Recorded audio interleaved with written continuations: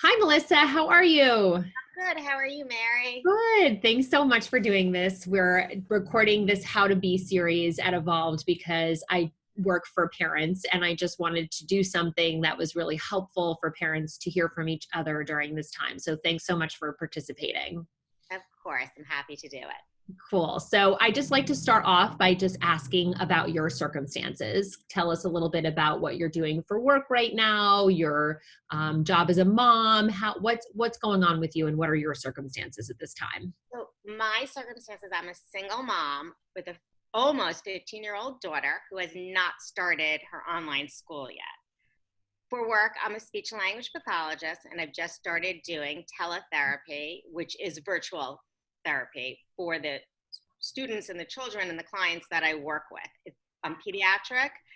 The youngest right now who's signed up for this is just 3. So some of my real little ones I haven't started with. And the oldest ones go through school age. Wow, that's amazing. And so, can you tell us, I guess, a little bit just about, so, sorry, I just lost my questions. 1 second, just 1 second. We got to roll with it all, right? Okay. Or Tell me a little bit about your typical day. So I know you mentioned your daughter is older and there isn't online learning right now. So could you just tell us a little bit about what your day is like when she's with you and just what's going on with all of that? well, it's been quite interesting. My typical day, started my new normal routine, is that actually I'm sleeping slightly a little bit later than I normally would because I don't have to get up at 6:30 or 6:45. And again, I have a teenager. So I'm getting up a little bit later, which actually has been kind of nice. I start my day with my cup of coffee in front of the computer, teaching myself how to do this new skill that I need to have, this new skill set.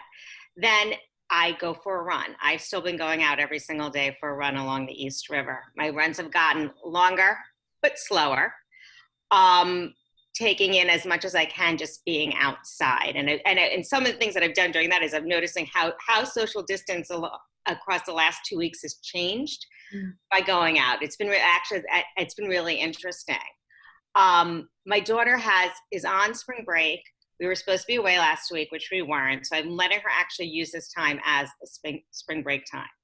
Again, 15 years old, doesn't get up before noon any day, up all night with their friends in these, hangout type of apps like House Party or FaceTiming. I have no idea what time this is going on until I guess it's going on till 3 or 4 o'clock in the morning, at least 3 o'clock in the morning. First I thought it was 2. Now I'm getting convinced it's 3. She has a lot of friends on vacation.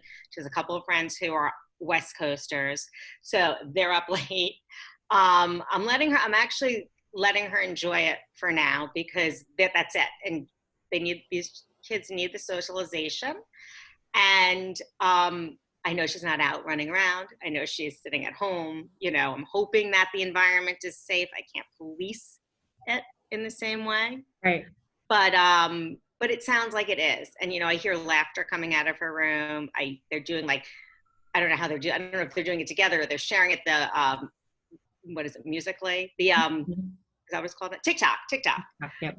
Yeah. So, it seems that I'm letting go. We eat dinner together like we always did. I've always been a big person on that I feel that a lot of connecting with your children come over meal times, even if meal time is only 10 minutes. But, we've been eating dinner together. We've been watching, a couple of series together to have a little mom-daughter time at night. That's part of our regular routine. So it's incorporating that into this new routine. And we'll see what happens when school starts next week, how that's going to work. Yeah, makes good sense. I mean, it's definitely going to be a transition and maybe a welcome transition as well, maybe. It will be. uh, I think even for her, it will be. yeah, for sure. So I know it's a challenging time and it's odd, but can you tell us a little bit about like a high moment during this time, something that's been really amazing and then something that hasn't been so amazing? Um, Something that has been really amazing has been, and I'm able to do this because I do have an older child, has been able to challenge myself professionally and learn new skills. That's really been what's been driving me. I've had a lot of ideas and I'm running with it and I'm trying to, kind of hone down a skill that I've had, but on a completely different platform. And it's been really exciting and energizing for me. The lows for me, I'm trying to think, what's been lows has not really been as far as parenting necessarily, or even as far as work. It's kind of been when I start to think about the massive amount of lives lost, and start worrying about people in my own life who fit into categories that, if they do catch this, may not have a positive outcome. And that's the thing that kind of brings me down into a low. So I try my best to busy myself with other things that make me feel good, so that I don't get into that place. Yeah, that makes good sense. I think everyone is really feeling the effects of what's going on. So that makes really good sense. So I know, you have an older child, and it's been interesting because the people I've been interviewing have had children from, 1-year-old all the way up, but definitely not a 15-year-old yet. So I'm just wondering if you can share a parenting tool that you're using right now that you feel is really effective and really working for you. Well, a couple of them. A parenting tool that I feel is really effective is that, again, my daughter is 15, but I do think it starts earlier. It's helping out and pitching in. You have to earn your own weight. And and I see it. I definitely see it with her. I'm not getting, even though she's a teenager, and yes, the eyes might roll and, so forth. But it's like, I always joked with her when, even from when she was little, when she'd clear her stuff and get it into the sink, I'm like, let me introduce you to the dishwasher. So again, I'm reintroducing you not only to the dishwasher, but now we're really going to learn how to properly load it and not just drop it in where I'm going. But, it's the little things like that. She's always been very good with her own laundry. I've always set up stuff, but I'm really expecting her to rise up a little bit more. Nobody's vacuuming her room. She has to do it. Nobody's cleaning her bathroom. She has to do it. Things like that, which that weren't always, and I know in a lot of households that is, I can't believe an actual home phone's ringing in the background. It's okay. But I didn't have one. It happens. How funny is that? What I was going to say is, I know in a lot of households that there's certain, that some children are required to do this, and that's just the way it is. Mine hasn't always been required to. She's always been required to, participate as a household member. But, there's certain things that she had some luxuries in not having to do, which she now has to do. So that's something that has been really important. Again, since my child is older, she's really responsible for her own learning. She's always been very good about that. So I'm not that concerned on that level. I see my other mom friends posts who have younger kids, and obviously math is really challenging to teach your child. I couldn't even do this now, so I don't have to worry about it. But, really, I do think keeping routines, as soon as she starts with her online learning, that there will be routine and structure, because for any age child, it's so important to have that structure.